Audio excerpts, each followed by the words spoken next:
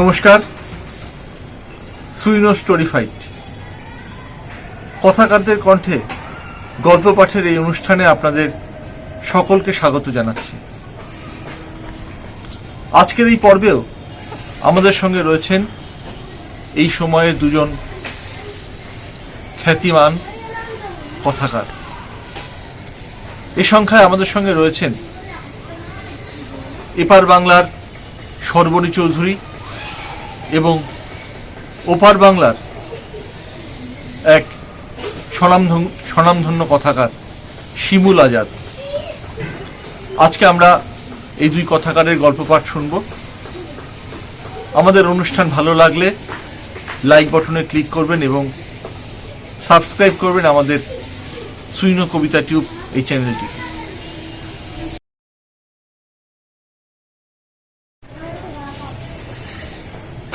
গল্প পাঠ করবেন সর্বরী চৌধুরী।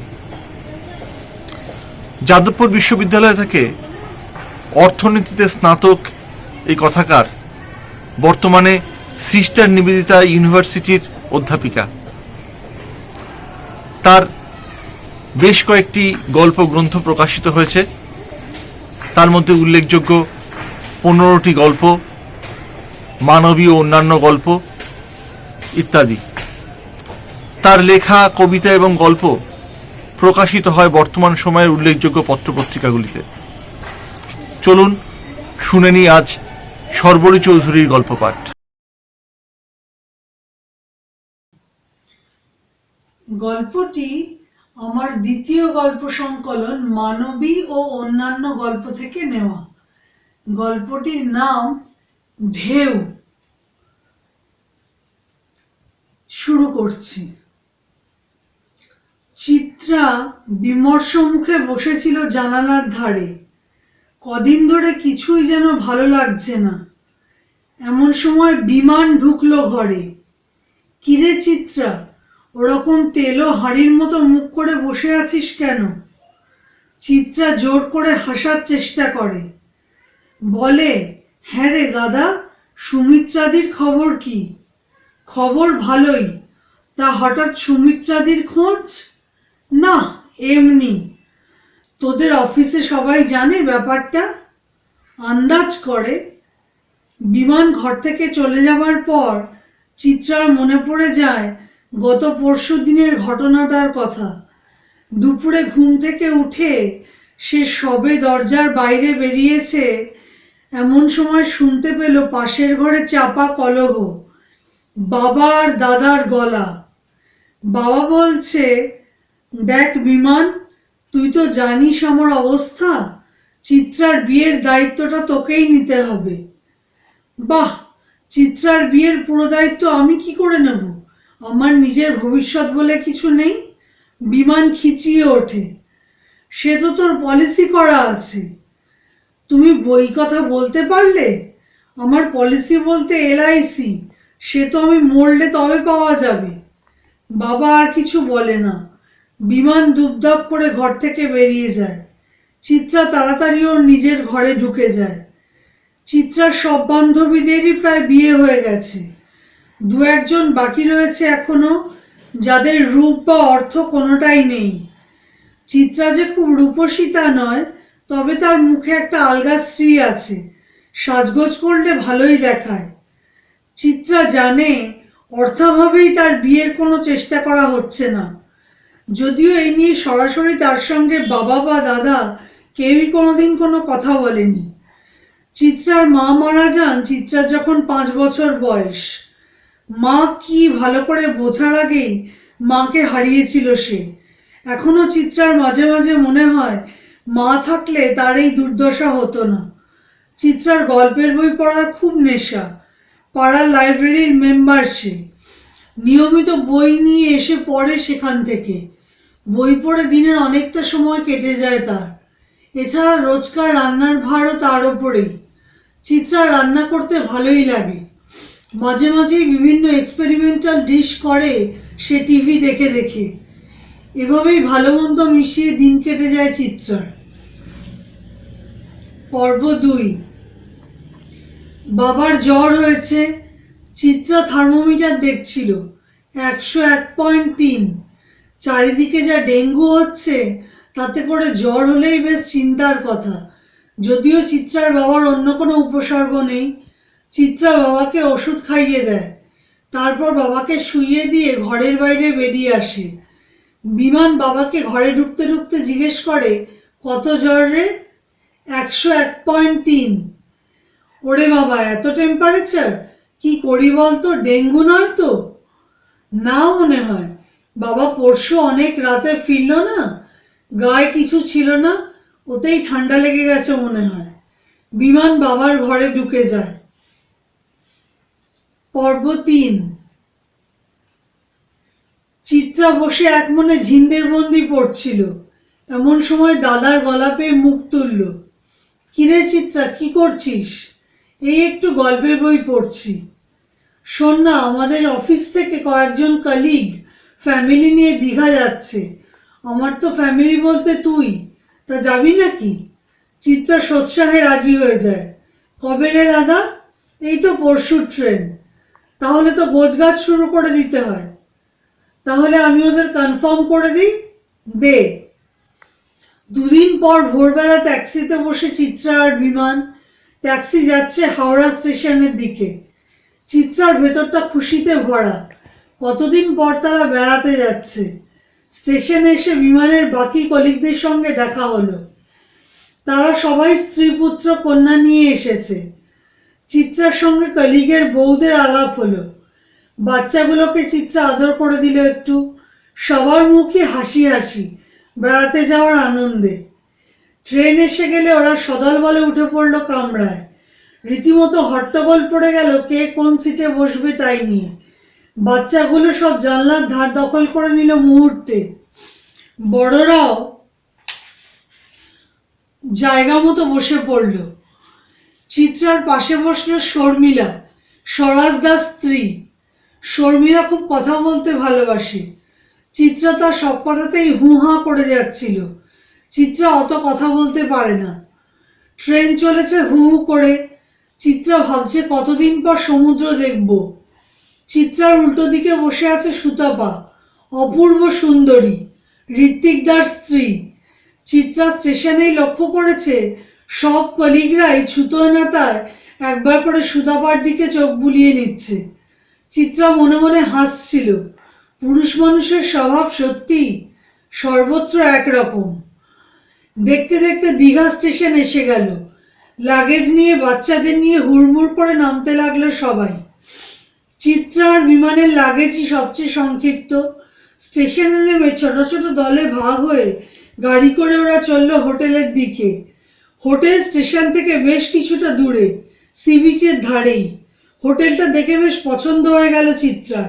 ছিমছাম পরিচ্ছন্ন হোটেল। ওরা সবাই ঘরের চাবি নিয়ে দোতলায় উঠে গেল। কারা কোন ঘরে থাকবে সেই নিয়ে একটু বাকবিতণ্ডা হলো। ছেলেরা চায় একসঙ্গে একটা ঘরে থাকবে, তাহলে স্বভাবতই তাদের বউদের এবং চিত্রাকে থাকতে হয় এক ঘরে। ওদিকে আবার বাচ্চারা আবদার করছে তারা একটা ঘরে থাকবে। এ প্রস্তাবে কোনো মাই রাজি নয়। প্রত্যেকেই যায় বাচ্চাকে নিজের কাছে রাখতে।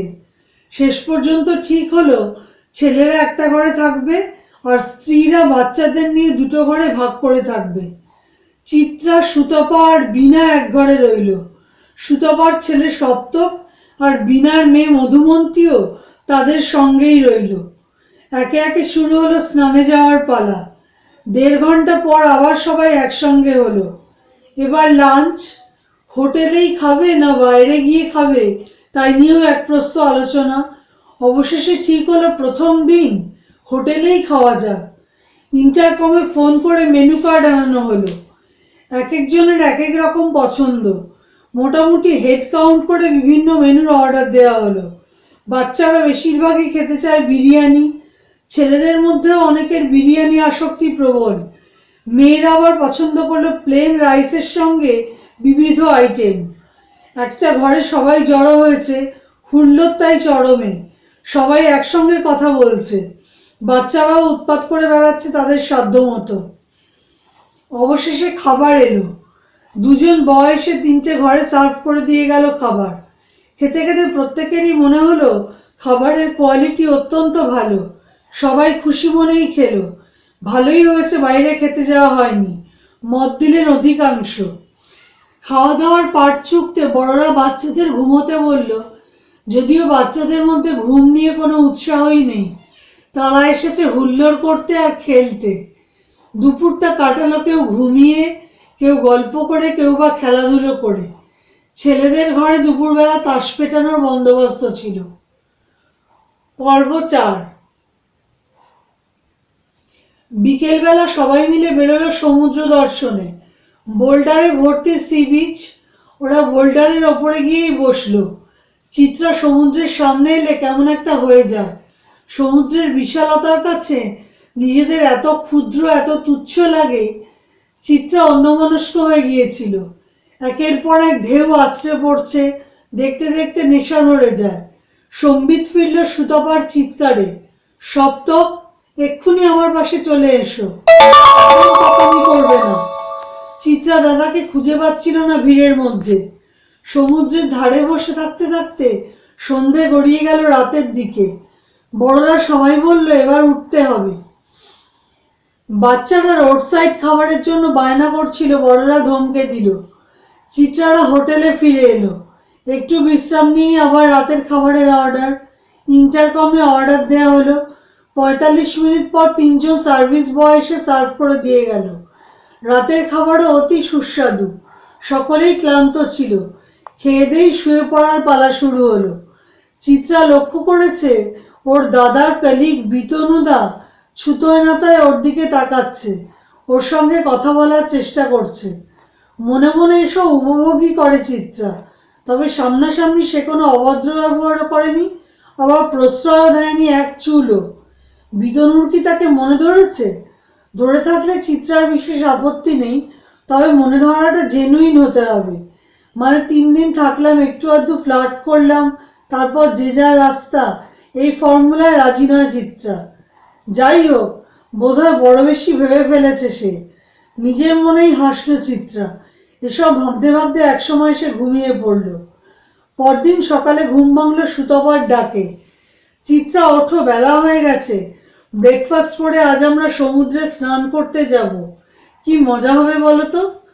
চিত্রা আড়মোড়া ভাঙে, উঠে চটপট ফ্রেশ হয়ে চেঞ্জ করে নেয়।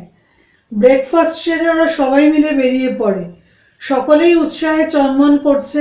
সমুদ্রে স্নান করার মজাই আলাদা।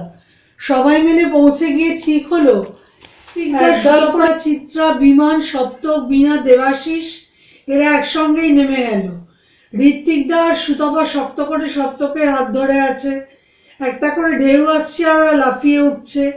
চিত্রা আর বিমান একটু দূরে চলে গেছে, ওখানে বড় বড় ঢেউ। একটা বড় ঢেউ আসতেই চিত্রা আর বিমান একসঙ্গে হাত ধরে লাফালো। খুব মজা পাচ্ছে ওরা এত দূর এসে। এমন সময় একটা বিরাট ঢেউ এগিয়ে আসতে লাগলো। বিমান চেঁচালো, চিত্রা বসে পড়, মাথা নিচু করে বসে পড়। বলার পরেই বিমানকে আর দেখা গেল না। চিত্রা দাদা দাদা করে চিৎকার করলো, কোথাও থেকে তার উত্তর মিলল না। চিত্রা চিৎকার করতে করতে পিছন দিকে দৌড় দিল, এসে সবাইকে জানালো। মুহূর্তে গেল রব উঠে গেল। একজন নুলিয়াকে টায়ার দিয়ে বলা হলো মাঝ সমুদ্র থেকে বিমানকে উদ্ধার করতে। চিত্রা তখন ঠকঠক করে কাঁপছে। সবাই চিন্তান্বিত মুখে দাঁড়িয়ে আছে। ঘূর্ণিস্রোতের মধ্যে পড়ে যায়নি তো বিমান? অনেকক্ষণ পর নুলিয়া খালি হাতে ফিরে এলো। মুহূর্তে আনন্দ সমাগম বদলে গেল শোকের আবহে। চিত্রাকে ধরে রাখা যাচ্ছে না। দাদা দাদা বলে সে চিৎকার করে কেঁদেই চলেছে। বিমানের অনেক কলিগের চোখেও জল। ওরা স্নান বন্ধ করে স্থানীয় থানায় গিয়ে সব জানালো। ওরা সাহায্যের আশ্বাস দিলেন। হোটেলে ফিরে অবসন্ন হয়ে বসেছিল সবাই। চিত্রা একটু সামলেছে। বিমানের কলিগদের অনেকে চোখের জল ফেলছে। বাচ্চারা অবস্থার গুরুত্ব বুঝতে না পেরে নিজেরা খেলছে। চল কালই ফিরে যাই, শালা অপয়া জার্নি, দেবাশিস বলল। সকলেই সমর্থন জানালো তাকে। কোনো রকমে লাঞ্চ করে অবসন্ন দেহে শুয়ে পড়ল সবাই। পরদিন সকাল, সবাই দীঘা স্টেশনে লাগেজ নিয়ে গম্ভীর মুখে দাঁড়িয়ে। আনন্দযাত্রা যেভাবে শোকযাত্রায় পরিণত হবে তা কেউই ভাবতে পারেনি আগে। মেয়েরা চিত্রাকে ঘিরে রয়েছে। চিত্রাও চুপ করে গেছে। তার মাথায় এখন ঘুরছে খবরটা বাবাকে কিভাবে দেবে। ট্রেনে আসতে সবাই উঠে বসলো চুপচাপ। আজ আর আসার দিনের মতো উচ্ছ্বাস আনন্দ কিছুই নেই। এক পাথরের নিস্তব্ধতা বিরাজ করছে চতুর্দিকে। হাওড়া স্টেশনে নেমে বিতনু আর দেবাশিস চিত্রাকে নিয়ে চলল চিত্রাদের বাড়িতে। বাড়ির সামনে ট্যাক্সি থেকে নেমে চিত্রা নিজেকে সামলাতে পারল না। বাইরে থেকে বাবা বলে ডেকেই কেঁদে ফেলল। চিত্রার বাবা দরজা খুললেন। এসো এসো, বিমান কোথায়? না মানে মেসোমশাই, বিমানের একটা অ্যাক্সিডেন্ট হয়েছে। অ্যাক্সিডেন্ট? বেঁচে আছে তো? চিত্রা হু হু করে কেঁদে বলে, বাবা, দীঘার সমুদ্র তোমার ছেলেকে কেড়ে নিয়েছে। কি? অসহায় অবিশ্বাসের সঙ্গে প্রশ্ন করেন চিত্রার বাবা। এসব কি বলছে ও? দেবাশিস চিত্রার বাবার কাঁধে হাত রাখে, বলে, মেসোমশাই, চিত্রা ঠিক কথাই বলছে। আপনি একটু শক্ত হন প্লিজ মেসোমশাই। চিত্রার বাবা বুক চাপড়ে কাঁদতে শুরু করেন। সে কি কান্না! ওরা অসহায় হয়ে পড়ে শোকের এই সর্বগ্রাসী রূপের সামনে। প্রায় 3 ঘন্টা পর বিতনু ও দেবাশিস বিদায় নেয়। বলে যায় অফিস থেকে যাবতীয় সাহায্য যাতে পাওয়া যায় সেটা ওরা দেখবে। পর্ব 5। চিত্রার বাবা চিত্রার সঙ্গে বসে কথা বলছিলেন। এখন কথা বলা মানেই কিছুক্ষণের মধ্যেই অবধারিতভাবে বিমানের প্রসঙ্গ এসে যাওয়া, খানিক কান্নাকাটি, এই সমস্ত। চিত্রার বাবা এলআইসি অফিসে দৌড়দৌড়ি করছেন এলআইসির টাকাটা পাওয়ার জন্য। পেয়েও গেলেন অবশেষে। আজকাল চিত্রার বাবা প্রায় তার বিয়ের প্রসঙ্গ তোলেন। চিত্রা চুপ করে থাকে। অবশেষে বাবা কোথা থেকে যেন যোগাযোগ করলেন এক পাত্রপক্ষের সঙ্গে। ছেলে উচ্চ মাধ্যমিক স্কুলের টিচার, ফিজিক্সে এমএসসি। পাত্রপক্ষ একদিন দেখতে এলো চিত্রাকে। বাড়ি ফিরে তাদের পছন্দের কথাও জানিয়ে দিল। চিত্রার বাবা ওর ভাইপো ভাইচিদের বললেন, তোরা যদি একটু খেটে বিয়েটা তুলে দিস বাবা, ওর তো আর কেউ নেই। তারা সানন্দে রাজি। চিত্রাকে সঙ্গে নিয়ে গিয়ে বেনারসি পছন্দ করা, গয়না পছন্দ করা, এসবই করলো চিত্রার খুড়তুতো বৌদি। অন্যরা বাড়ি ঠিক করলো, তত্ত্ব এই ব্যাপারগুলো তুলে দিল। অবশেষে চিত্রার বিয়ের দিন এসে গেল। কনের সাজে সেজে চিত্রাকে ভারী মিষ্টি দেখাচ্ছে। সাজানো শেষ হওয়ার পর চিত্রা অন্যদের বলল, তোরা একটু বাইরে যা, আমি এক্ষুনি আসছি। ওরা বাইরে গেলে চিত্রা বিমানের ছবির সামনে দাঁড়ায়। তারপর হু হু করে কেঁদে ফেলে। ক্ষমা করে দিস দাদা, ক্ষমা করে দিস। তোর এলআইসি টাকাটা ছাড়তে পারলাম না, না হলে যে আমার বিয়ে হতো না। আর কেউ না জানুক, চিত্রা তো জানে। সেদিন বিশাল ঢেউটা আসছে দেখে ও বিমানের পায়ে ঠেলা দিয়ে বিমানের ব্যালেন্স নষ্ট করে দিয়েছিল। নমস্কার।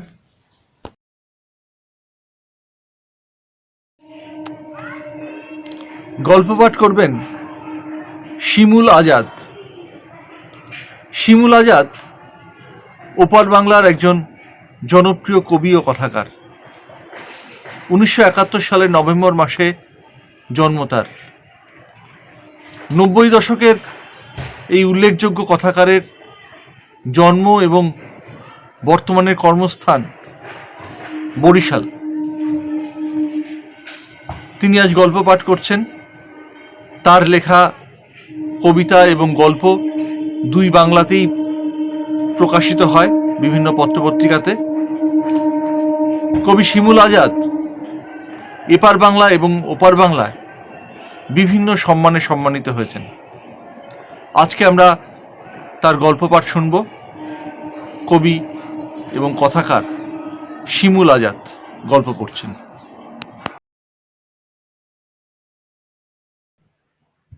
গল্পটির নাম ব্যবহৃত চুড়ি ও ওই ব্যক্তির গল্প। আমি গল্পটি এবার আপনাদের সৌজন্যে পাঠ করব। তার আগে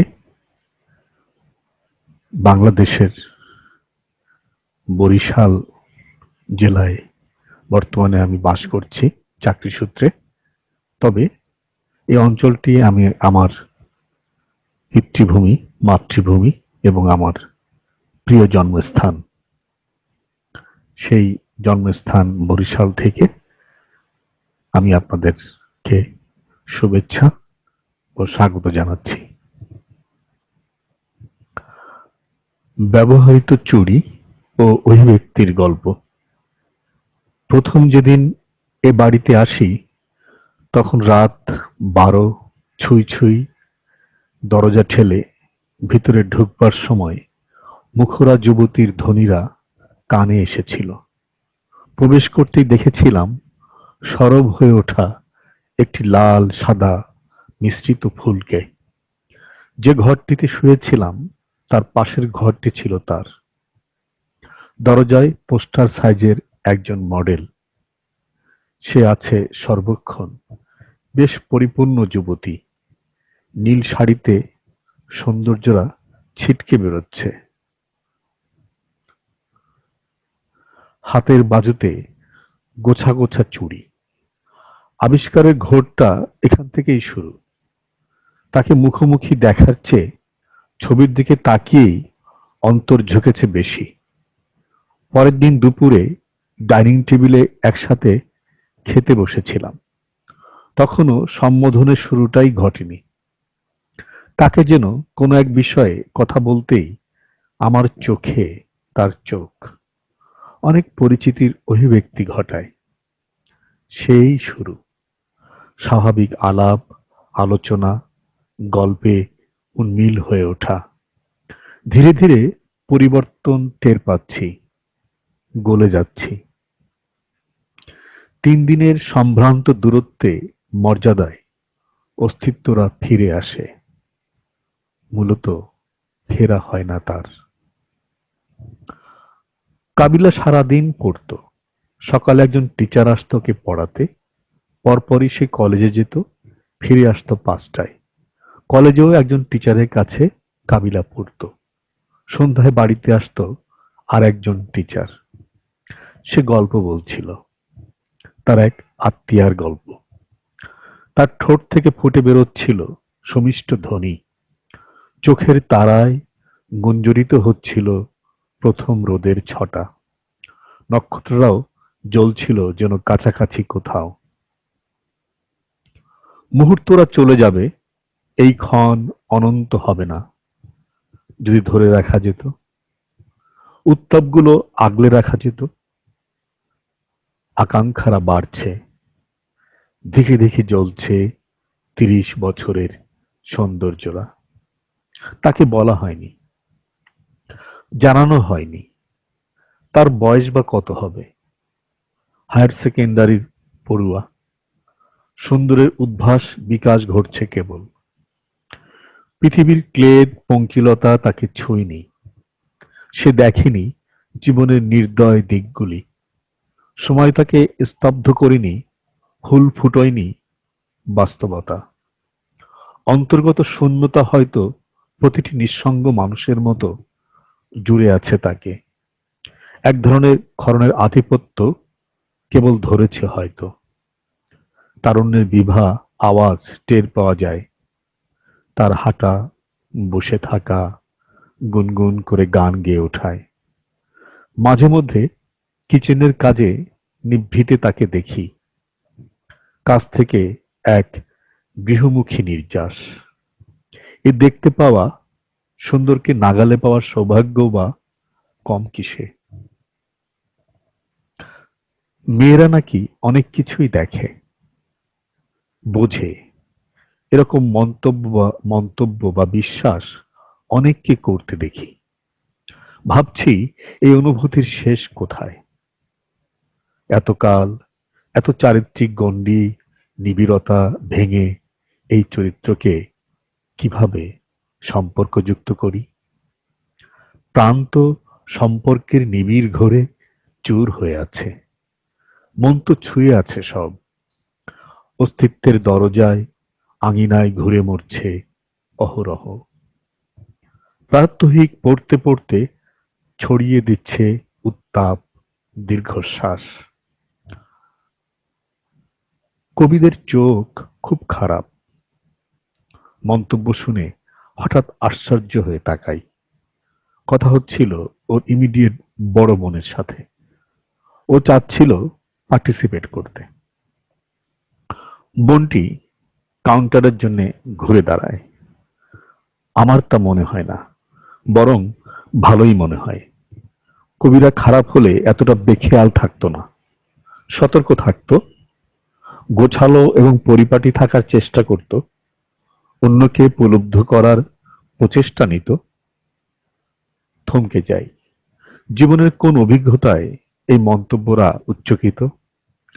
তাকে নিয়ে ভাবতে যে সাবধানতা অবলম্বন করি।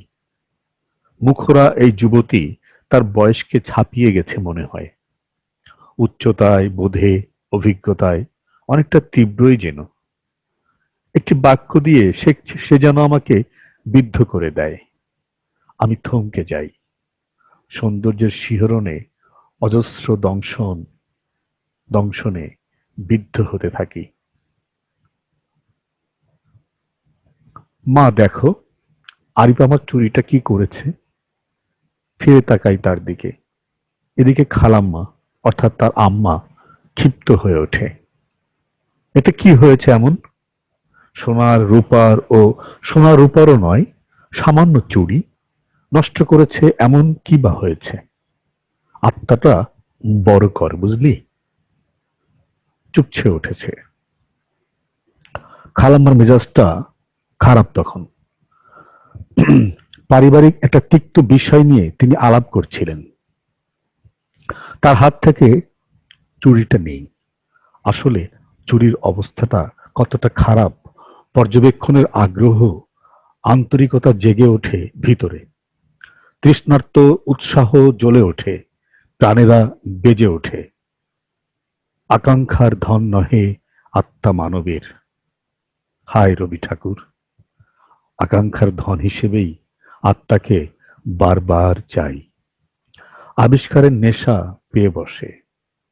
আত্মার ঘ্রাণ, পরশ, স্পর্শরা গুনগুন করে। চুড়িটি চুড়িটি পুরাতন হয়েছে। ব্যবহৃত দিনের গড়ন উন্মোচন করছি তখন। সে টুলতিতে আসন নেয়। তনুদেহটি আগুন ছড়ায়। ঘর ভরে যায়।